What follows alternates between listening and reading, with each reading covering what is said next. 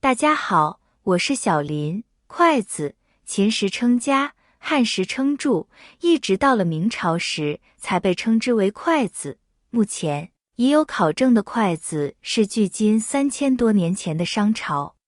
很多外国朋友认为，筷子不就是2根木棍，哪有刀叉用起来文雅方便？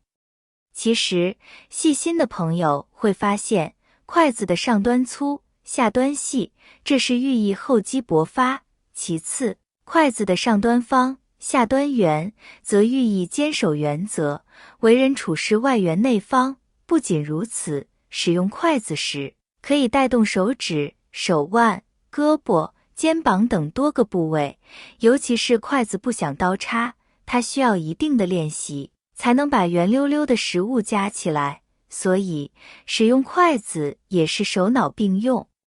尤其对老人和孩子来说，有着健脑益智的作用。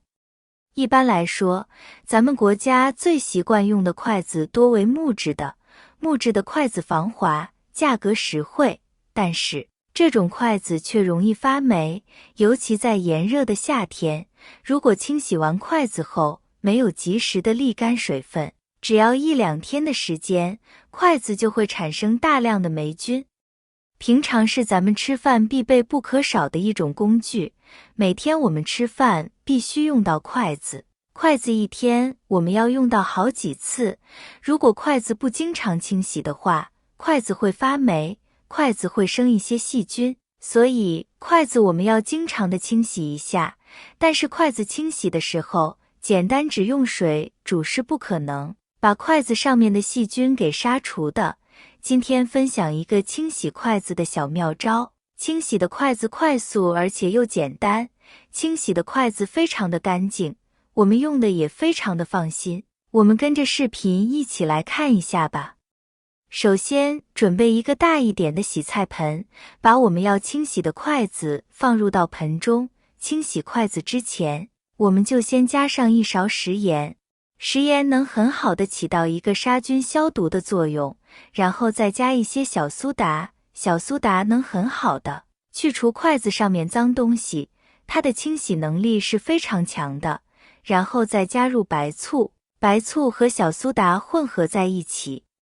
会产生大量的气泡，这个气泡可以能把筷子里边的脏东西给它彻底的浸泡出来。如果只是单单用清水的话，这个筷子里边的东西我们是清洗不干净的，所以我们在清洗筷的时候给它加白醋，接着再加入清水，水量没过筷子就可以。小苏打、食盐还有白醋这个水里边，使劲的给它揉搓一下，它们全部都均匀的沾上这些水，把筷子在里面浸泡10分钟，这样让筷子能很好的吸收小苏打、食盐、白醋这样的水。浸泡时间到了，然后把筷子使劲揉搓一下，接下来准备一个抹布，开始清洗筷子。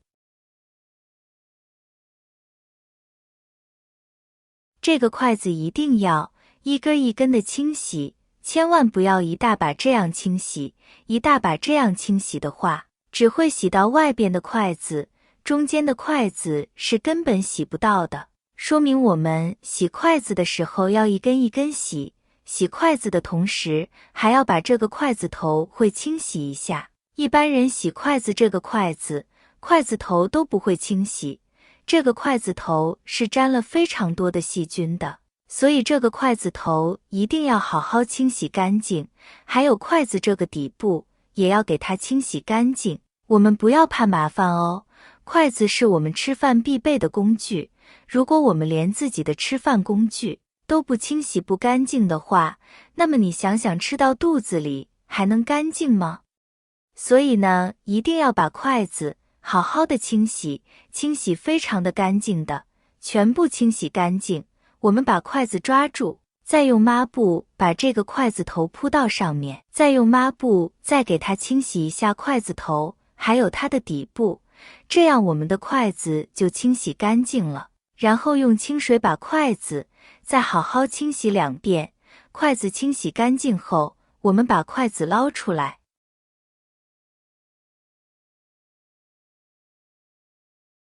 然后再准备一个蒸屉，把筷子轻轻地铺开，放到容屉上蒸锅里面。我们加入清水，然后开大火，把锅里面的水先给它烧开。锅里的水给烧开后，再放上我们的容器，再盖上盖子，把筷子放在锅里，给它蒸10分钟。在这里给大家说说为什么不用竹子。咱这个筷子容易变形，像木头还有竹子这个经过高温煮，筷子是容易变形的。一旦变形，我们的筷子就不能用了，所以我们用蒸的时候必须这个水。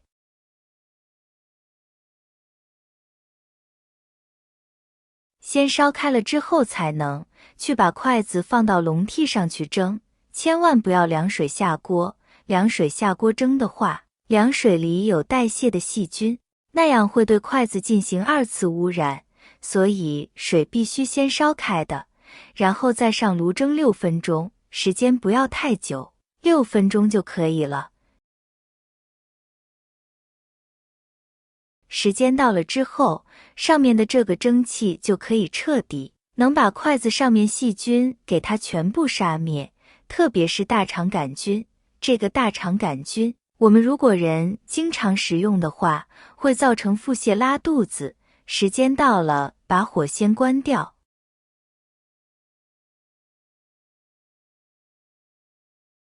然后把我们筷子取出来，放到案板上，让筷子自然的放凉。这时候我们的筷子已经凉了。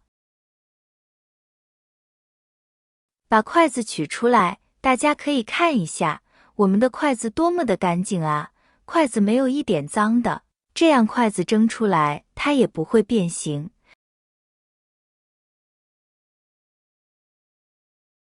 再告诉大家一个小窍门，我们在洗完筷子之后，先把筷子一定不要小头朝下，一定要大头，因为这个小头是要接触食物的。筷子再放到筷子篓里边，一定是大头朝下，小头朝上。